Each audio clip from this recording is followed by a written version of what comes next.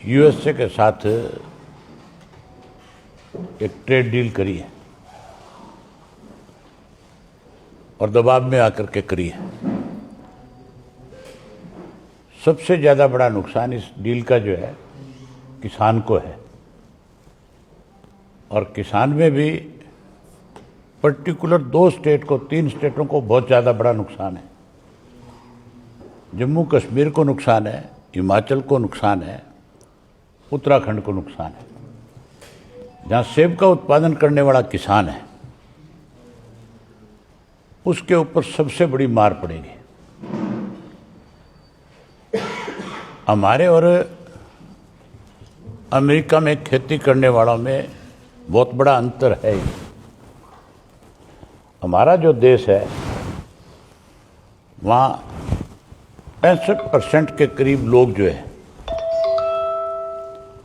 वो खेती पर निर्भर करते हैं, और खेती करने वाला जो किसान है उसके पास जो एवरेज ज़मीन है वो 1 हेक्टेयर है। कोई भी बड़ा जमींदार नहीं है। बड़ा जमींदार नहीं होने का एक कारण है कि यहाँ पे सीलिंग एक्ट आया था, और उसकी वजह से, सीलिंग लगने की वजह से ज़मीनें जो वो कम होगी। कितना बड़ा भेदभाव है कि कोई इंडस्ट्री लगाता है इस देश में, वो चाहे 1000 करोड़ की लगा ले, चाहे वो 10,000 करोड़ की लगा ले, उसको तो सरकार की तरफ से बड़ी सब्सिडी दी जाती है। 25% से लेकर के 35% तक उसको सब्सिडी के रूप में पैसा दिया जाता है। और किसान जो है वो 32 एकड़ से ज़्यादा ज़मीन नहीं रख सकता। अगर वो ज़मीन 32 एकड़ से ज़्यादा किसी के पास है तो सीलिंग एक्ट के तहत सरकार उस ज़मीन को अपने अधीन कर लेती है और आगे उस ज़मीन को अपनी मर्जी से किसी को अलॉट कर देती है। वहाँ पे जो किसान खेती करने वाला है, चाहे वो अमेरिका का है, चाहे यूरोप का है, चाहे वो कनाडा का है, चाहे वो किसी भी मुल्क का है, उसके ऊपर कोई सीलिंग एक्ट नहीं है।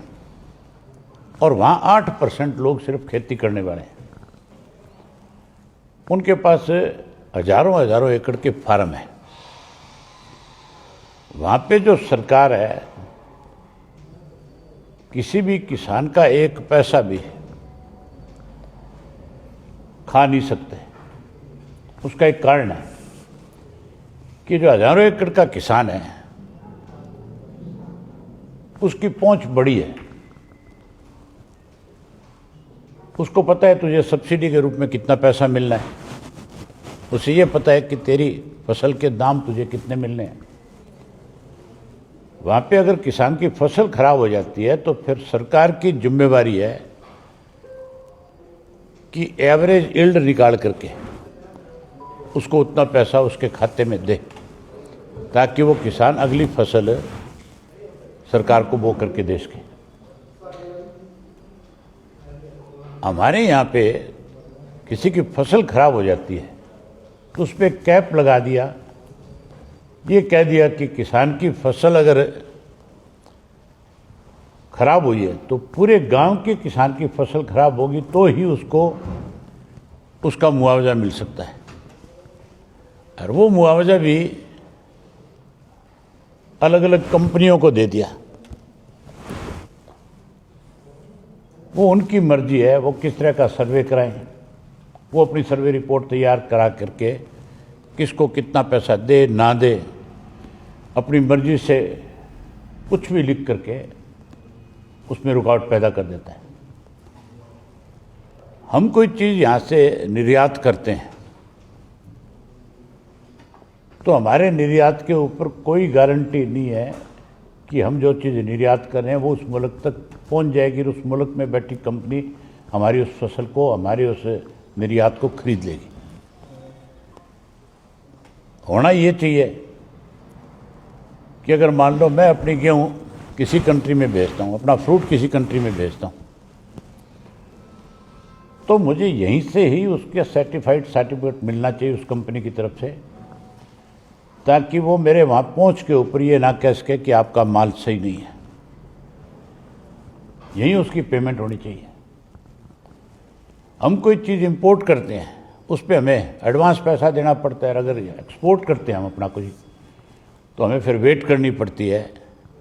और हमारा जो माल यहाँ से जाता है, उसको ये कह करके बाहर बैठे लोग कह देते हैं कि इसकी क्वालिटी सही नहीं है, मजबूर होकर के उसको समुद्र में डंप करना पड़ता है। सरकार ने जब समझौता किया तो इस किस्म की कोई शर्त साथ में नहीं रखी। उसकी वजह से भी हमारा बहुत बड़ा नुकसान होगा। खास करके जो खाद्य पदार्थ हैं, उनमें खाद्य पदार्थ में हमारे सामने बड़ी मुसीबत आएगी। दालें जितनी भी हैं, आज की तारीख में हम अपने यहाँ दालों का उत्पादन करते हैं। वहाँ से जो अमेरिका से जो माल आएगा, उसके ऊपर हम कोई टैरिफ नहीं लगा सकते, कोई टैक्स नहीं लगा सकते। और वहाँ से जो आएगा उस पर तो टैरिफ नहीं है। अगर हम कोई सामान बेचेंगे उस पर टैरिफ है। तो आप इससे अंदाज़ा लगा लो कि इससे मार किसको पड़ेगी। इससे किसान को सबसे बड़ी मार पड़नी है। यहाँ हमारे से एक्सपोर्टर जो है वो सस्ते में खरीदता है और बाहर से और सस्ते में ला करके हमें और ज़्यादा सस्ते पे बेचने पे मजबूर कर देंगे। ये 3 काले कानून से भी ज़्यादा खतरनाक मामला है। समय रहते हुए किसान कम्युनिटी को और ख़ास करके किसान नेताओं को, जो समय समय पे किसानों की आवाज़ उठाने वाले हैं, उनको इसको पूर्ण रूप से स्टडी करना चाहिए और इसका खुल करके सबको मिल करके विरोध करना चाहिए, ताकि हम हमारे देश के किसान को बचा सकें। मैं अपनी तरफ से सारे किसान नेताओं को, क्योंकि मैंने उस दौरान लंबे समय तक उस आंदोलन में अपनी एक जिम्मेदारी निभाने का काम किया, मैं उन सबको अपनी तरफ से चिट्ठी भी लिखूंगा और बाकायदा तौर पे पूरी तरह से इसको स्टडी कर रहे हम लोग, एक एक चीज़ अवगत कराएंगे और हम प्रदेश भर के किसान में इस चीज़ को लेकर के जागृति भी पैदा करेंगे। सरकार से सीधी सी मांग है कि इस तरह का जो फैसला आपने लिया है, जो बिना किसानों के साथ बैठक करके दबाव में आकर के जो एक समझौता किया है, इस पे पुनर्विचार करो।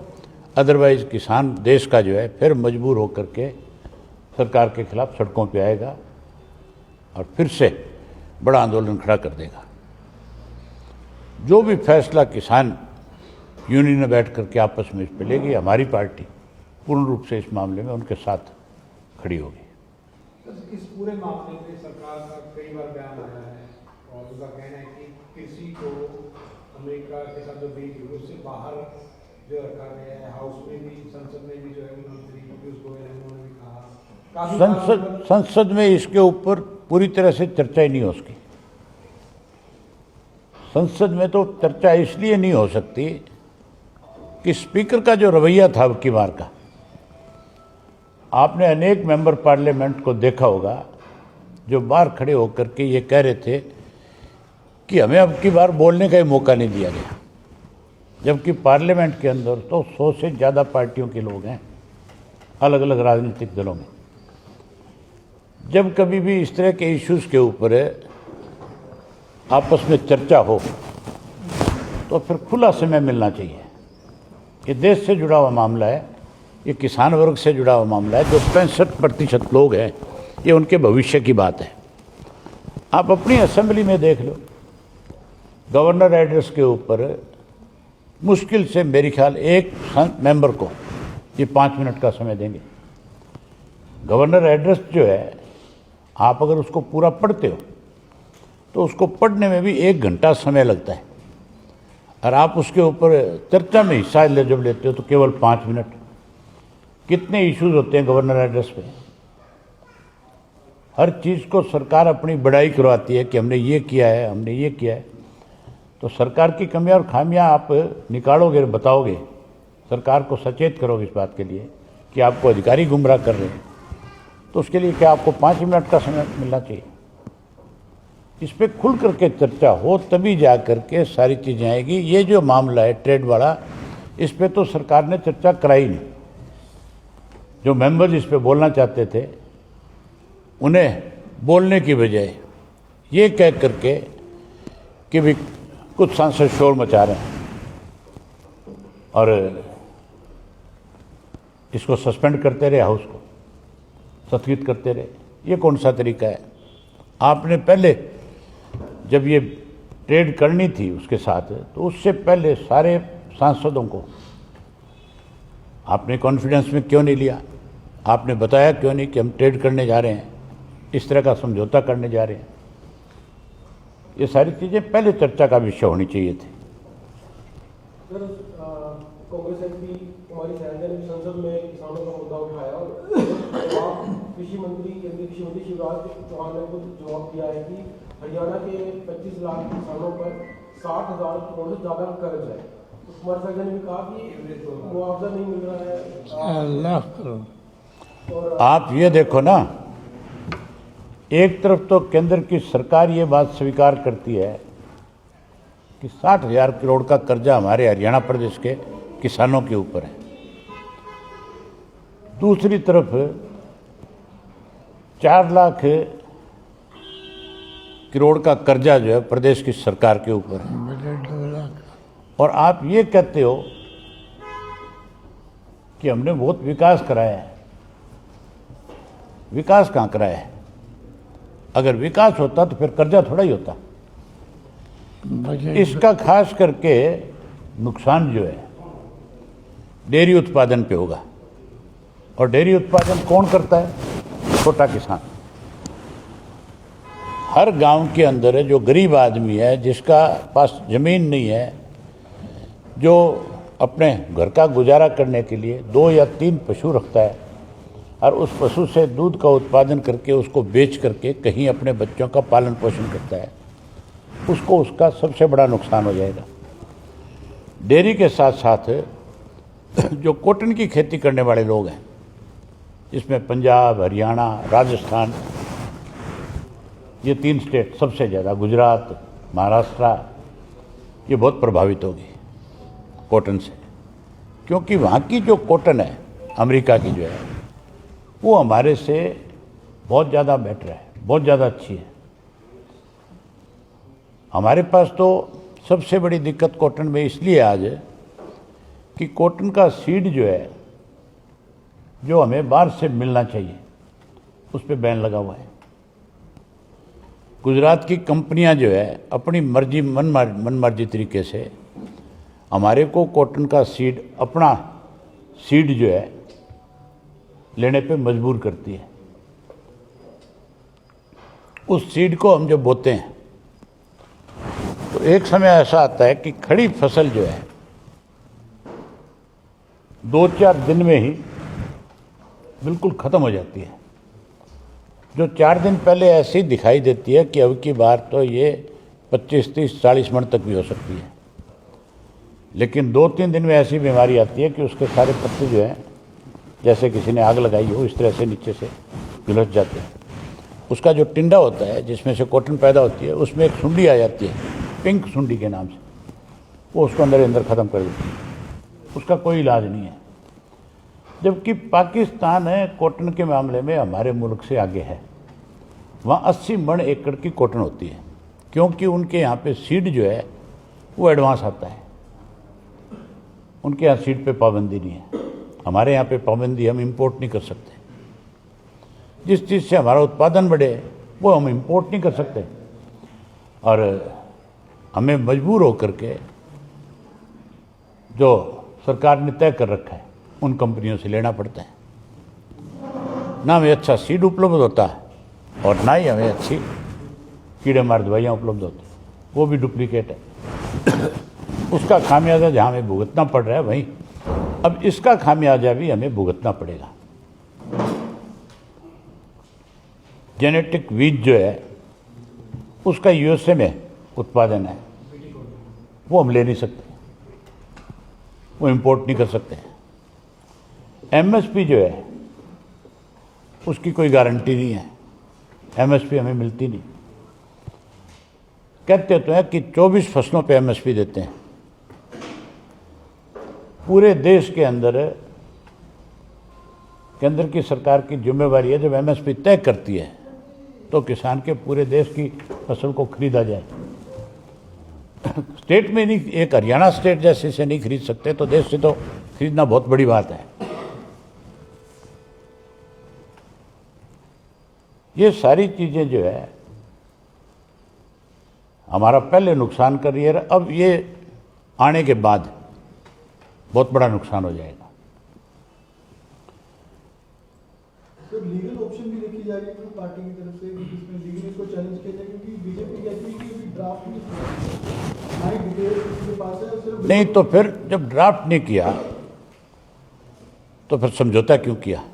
समझौते जो होते हैं वो बाकायदा तौर पे पहले ड्राफ्ट किए जाते हैं, उनमें लिखा जाता है कि क्या क्या समझौता करना। आपसे भी कोई चीज़ का मैं एग्रीमेंट तो बनाऊंगा, सेल एग्रीमेंट बनता है कि नहीं बनता है? तो ये तो बहुत बड़ी चीज़ थी। बीजेपी अगर ये कहती है कि कोई ड्राफ्ट नहीं है अब तक, तो फिर जी बीजेपी पे तो अमेरिका का बहुत बड़ा दबाव है।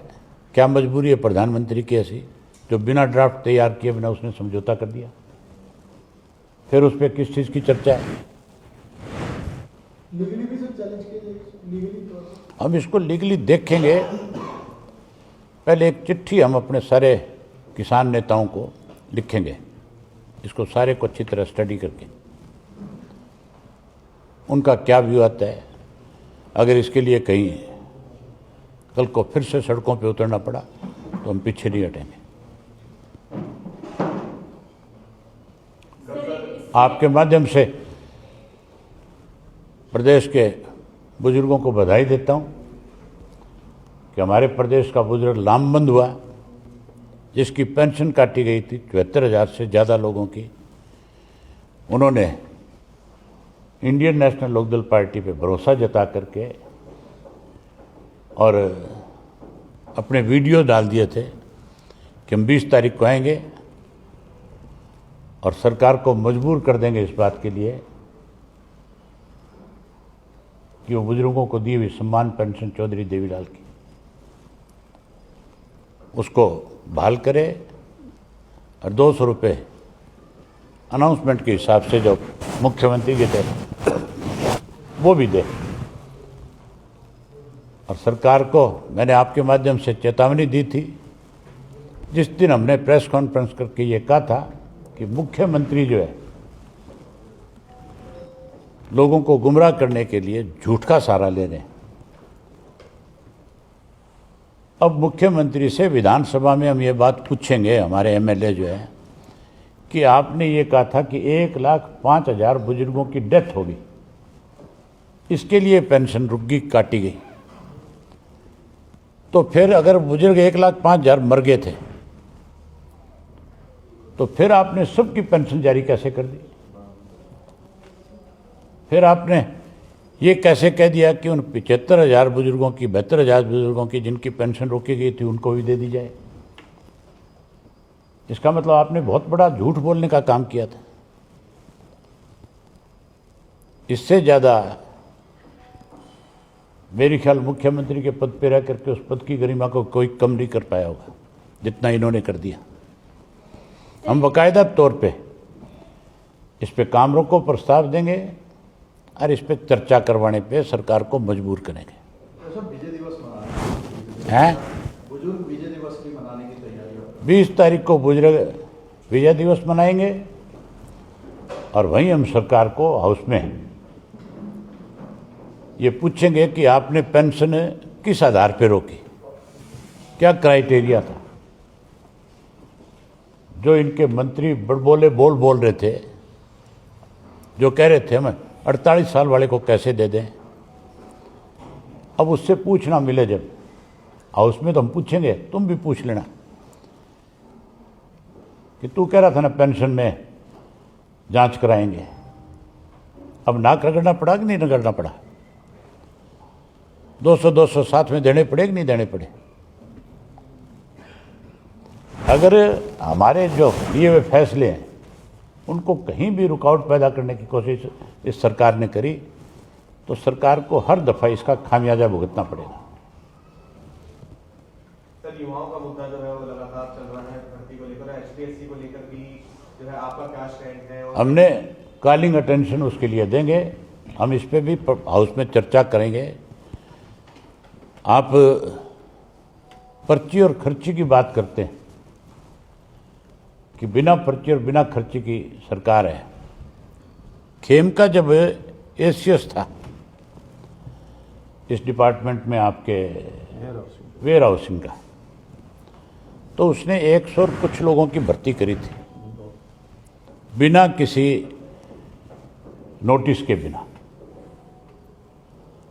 और वो सारी भर्ती जो है खर्ची के साथ हुई थी, पर्ची के साथ हुई थी।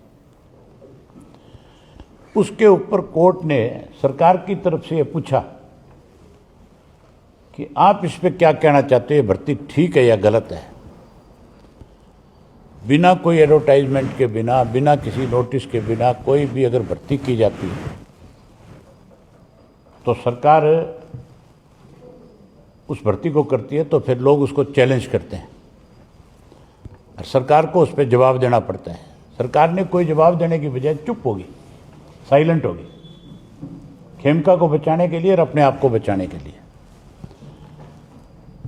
हम इस इशू पे भी विधानसभा में सरकार से पूछेंगे।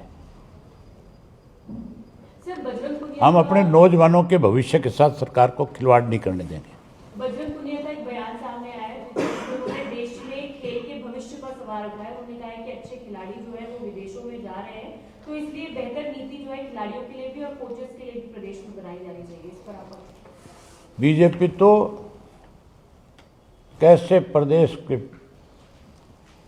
लोगों को लूटा जाए, कैसे सरकार के पैसे को लूटा जाए, इसकी नीति बनाने का काम करती है। मैंने पीछे भी कहा था और आज फिर कह रहा हूं, बीजेपी का हर एमएलए, बीजेपी का हर मंत्री, इवन मुख्यमंत्री, सब जो है कॉलोनाइजर हैं, कॉलोनियां काटने में लगे हुए हैं, लाइसेंस लेने में लगे हुए हैं। आम आदमी अगर लाइसेंस के लिए जाता है तो उसको उसके लिए चक्कर काटने पड़ते हैं, उसको उसके लिए पैसे देने पड़ते हैं। अगर सरकार में बैठे लोग ये कहेंगे कि आप बताओ किसको पैसे देने पड़े, तो वो भी मेरे पास है। हम सरकार से ये पूछेंगे कि अब तक कितने लोगों को कॉलोनियों के लाइसेंस आपने दिए, उसमें कितने एमएलए शामिल है, कितने मंत्री शामिल है। एमएलए और मंत्री ने डायरेक्ट अपने नाम से लेने की बजाय अपने परिवार के सदस्यों के नाम से ले ली। ये तो केवल कॉलोनियां काटने में लगे हैं, पैसा इकट्ठा करने में लगे हुए। अभी सर रणजीत चौटाला जी का भी बयान सामने आया है। उन्होंने संपत सिंह जी को लेकर जो है उन पे आरोप लगाए कि इनको तो हमने हुक्का भरने के लिए रखा था और उनको जो है वहाँ पे मंत्री बनाया। जिसकी जैसी सोच होगी उसी तरह की भाषा बोलेगा उनका। मैंने आपसे कई दफा कहा है, जिन लोगों ने जिन लोगों को नकार दिया, आपके दिमाग से अब तक निकले नहीं, वो आप भी निकाल दो। सर, एक प्राइवेट स्कूलों का मामला चल रहा है हरियाणा में। आरटी के तहत सरकार ने जवाब मांगे थे, कुछ स्कूल नहीं दे पाए। 70 स्कूल है पूरे हरियाणा में, उनकी मान्यता को रद्द करने की अब सरकार धमकी दी है कि उनकी मान्यता को रद्द किया जाएगा। कोई मान्यता रद्द नहीं करेंगे, ये उनसे पैसे इकट्ठे करेंगे और खा जाएंगे। मान्यता रद्द के नाम पे बहुत बार पैसे इकट्ठे हुए। ठीक है, बहुत धन्यवाद।